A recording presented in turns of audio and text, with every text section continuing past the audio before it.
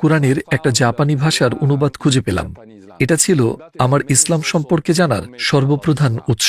আমি কোরআনের জাপানি ভাষার অনুবাদ পড়া শুরু করলাম। তারপর আমি কিছু অন্যান্য বিশ্বাস যেমন আখিরাত, মৃত্যুর পরের জীবন আর তাওহিদ, আল্লাহর অথবা স্রষ্টার একত্ববাদ সম্পর্কে জানতে পারলাম।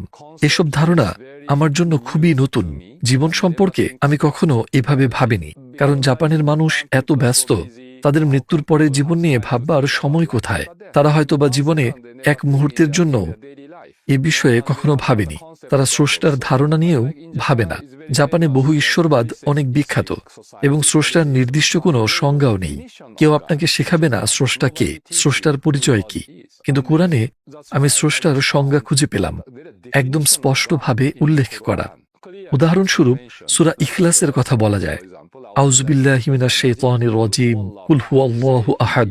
বলুন, তিনিই আল্লাহ, এক, অদ্বিতীয়। খুবই সহজ, কিন্তু আমার জন্য এটা অবাক করার মতো ছিল।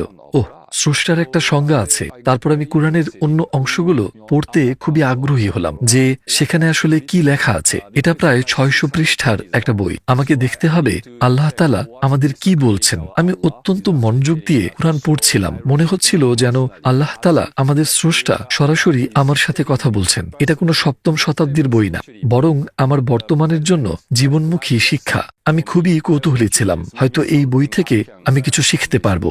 তো আসলে আমি মূলত আখিরাতের বেসিক কিছু ধারণার সাথে এবং স্রষ্টার একত্ববাদের সাথে সত্যিই একমত হলাম। আমি কেন আখিরাতের ধারণার সাথে একমত হলাম? যেমনটা আমি বলেছিলাম, বাংলাদেশে আমি বড় একটা সাংস্কৃতিক ধাক্কা খেয়েছিলাম, কেননা তারা দরিদ্র, বুঝলেন তো। সে সময় আমি ভাবছিলাম, এই মানুষগুলো কেন দরিদ্র? শুধুমাত্র তারা একটা গরিব দেশে জন্মেছে বলে তারা গরিব। শুধুমাত্র কেউ জাপানে জন্মগ্রহণ করেছে বলেই তাদের স্বাস্থ্যসেবা এবং শিক্ষার নিশ্চয়তা থাকে। আর কিছু মানুষ বাংলাদেশে জন্মেছে বলে তারা খুব গরিব। মানে কে এসব সিদ্ধান্ত নেয়? আমি কোথায় জন্মগ্রহণ করব এটা ঠিক করার ক্ষমতাও তো আমার নেই। অর্থাৎ শুরু থেকেই আমাদের জীবন অসম। আপনি এটা অস্বীকার করতে পারবেন না। তো আপনার জীবনের শুরু থেকেই বিরাট বৈষম্য, অসমতা আছে, এবং এই ছোট্ট জীবনে আপনি সত্যিকার অর্থে সেটা ঠিক করতে পারবেন না। তো আমি এই জায়গায় কোনো ন্যায় বিচার দেখতে পাচ্ছিলাম না, কারণ প্রথম থেকেই এটা নির্ধারণ করা আছে। কিন্তু যখন আমি কোরআন পড়লাম, আখিরাতের ধারণা পেলাম, তখন বিষয়টা বোঝা গেল।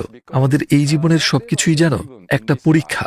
আপনাকে বেশি দেওয়া হোক বা কম, এর সাথে আপনার শেষ বিচারের সাথে কোনো সম্পর্ক নেই।